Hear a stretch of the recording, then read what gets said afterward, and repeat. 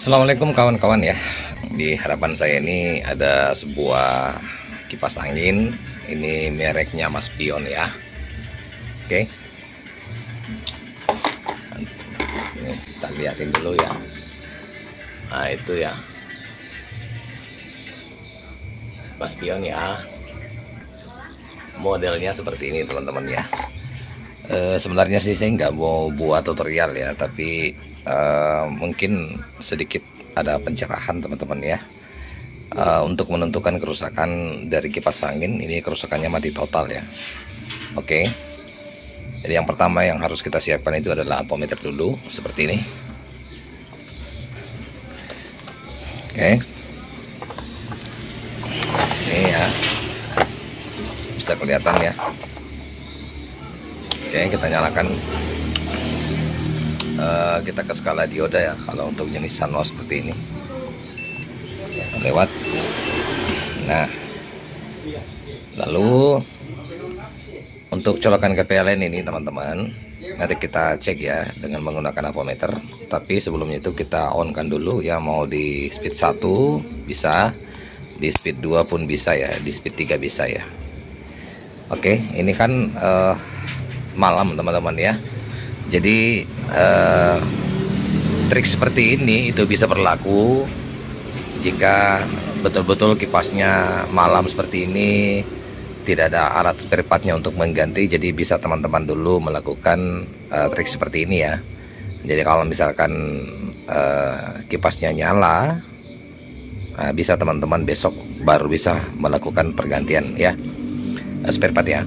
Dan ini kerusakannya biasanya kalau seperti ini teman-teman, mati total, itu disebabkan biasanya fuse-nya putus. Itu disebabkan karena mungkin pemakaian kipasnya terlalu lama dan spool di dalam itu panas melebihi dari kapasitas fuse-nya teman-teman ya, sehingga fuse-nya putus ya. Jadi sangat penting sekali teman-teman harus melakukan pergantian ya kalaupun fuse-nya putus. Nah, untuk mendeteksi fuse-nya putus itu cukup mudah ya, seperti yang saya katakan ya. Pastikan dulu ini ya teman-teman, pastikan dulu kipasnya ini berputarnya itu tidak ada yang terhambat ya, seperti ini. Nih lemah ya. Jadi biasanya faktor yang menyebabkan fuse-nya putus juga itu pada saat mungkin bosnya yang sudah haus atau sudah kalah, sehingga mengakibatkan putaran kipas ini menjadi keras dan spoolnya panas dan mengakibatkan fuse-nya putus. Tapi ini saya lihat teman-teman ya, karena dia lemah putarannya seperti ini, berarti mungkin pemakaiannya ini terlalu lama sehingga melebihi spoolnya panas dan melebihi sehingga fuse-nya putus. Nah, sekarang kita akan masuk untuk mendeteksi kerusakan fuse-nya putus seperti ini teman-teman ya. Colokan ke PLN seperti ini, lalu kita sentuhkan ya. Untuk bolak-balik boleh teman-teman ya, merah hitam bisa bolak-balik ya. Ini agak sulit karena saya menggunakan satu tangan saja ya.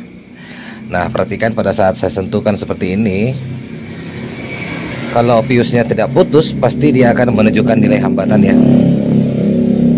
Nih saya sentuhkan dulu seperti ini, bentar ya.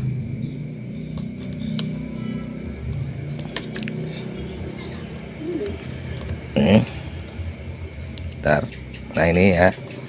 Nah, saya sentuhkan dan kita sudah on kan ya di speed 1 atau speed 2 atau speed 3, terserah teman-teman ya. Ini saya sudah on kan ya di speed 1, tapi nilai di ampometer saya tidak ada ya. Itu biasanya kalau yang normal harus menunjukkan nilai hambatan ya di ampometer ini. Tapi ini tidak ada ya nilai hambatannya, berarti fix ya. Ini fuse-nya putus.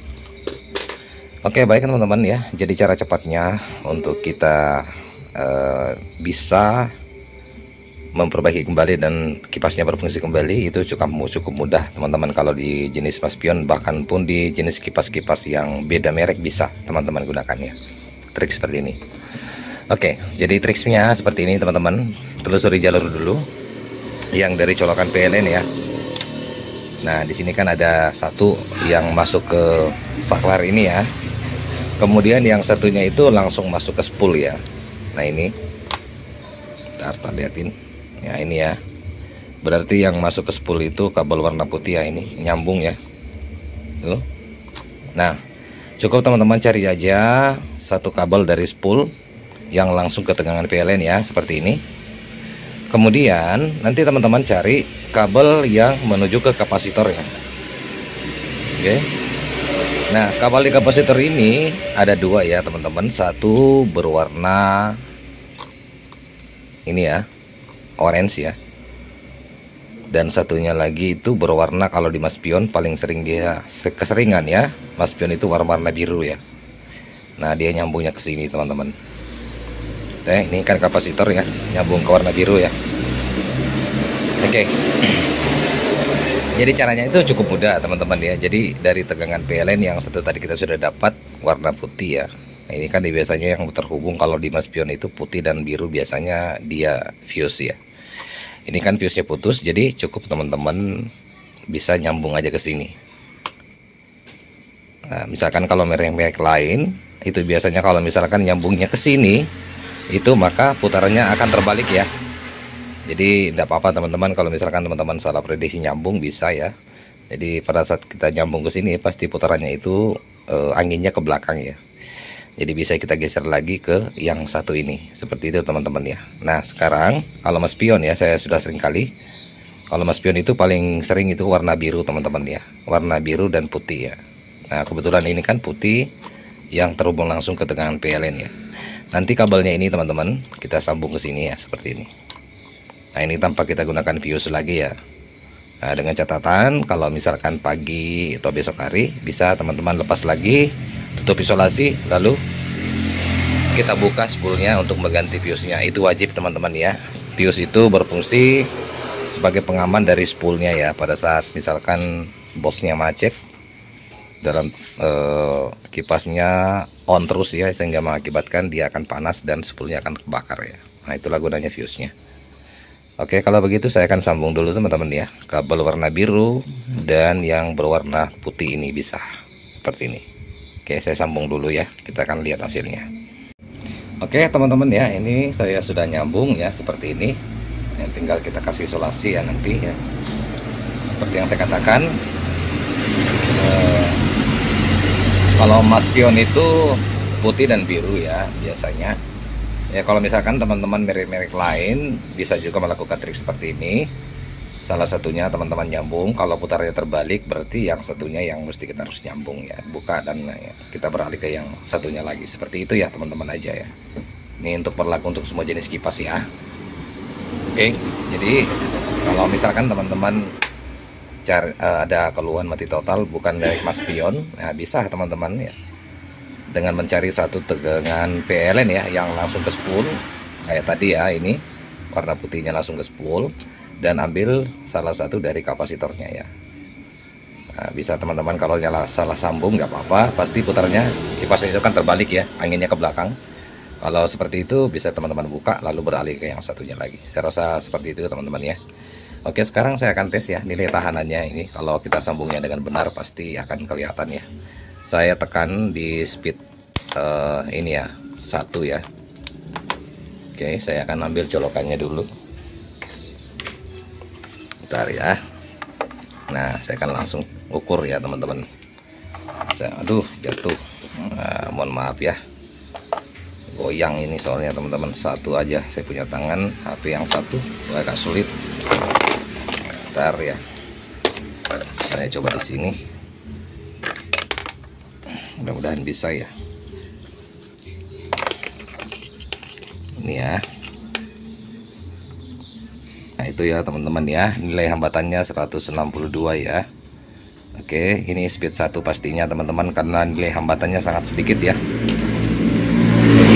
Sekarang kita ke speed 2 ya. Ini speed 2 nya pasti besar nilai dia dari speed 1 ya teman-teman, kayak tadi ya. Ini sekarang berapa nilainya? Nah dia 198 ya, 198 untuk speed 2. Kalau speed satunya tadi itu teman-teman, bentar, 192 speed 2 ya. Speed satunya itu 1 ya, 161 ya teman-teman. Nah itu kalau untuk speed 3 nya pasti lebih besar lagi dari speed 2 ya. Nah ini perhatikan Nah itu ya 232 ya.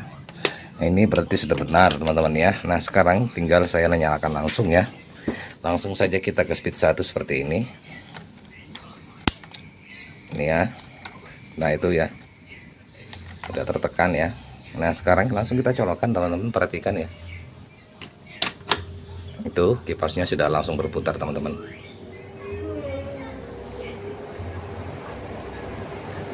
Oke seperti itu ya.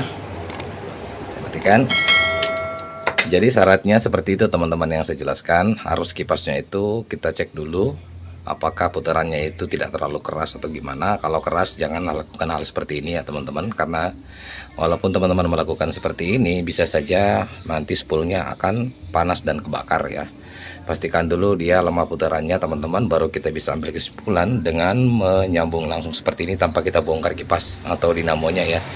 Tapi saran saya teman-teman, besok harus kita kembalikan lagi seperti sedia kala, lalu kita akan buka untuk area spoolnya ya, kita akan ganti fuse-nya. Mungkin ya seperti itu saja tutorial singkat dari saya. Walaupun cara menjelaskan saya barangkali ada yang kurang jelas, boleh teman-teman bertanya di kolom komentar ya. Lebih dan kurangnya mohon dimaafkan, dengan ucapan wassalamualaikum warahmatullahi wabarakatuh. Sampai jumpa di tutorial selanjutnya.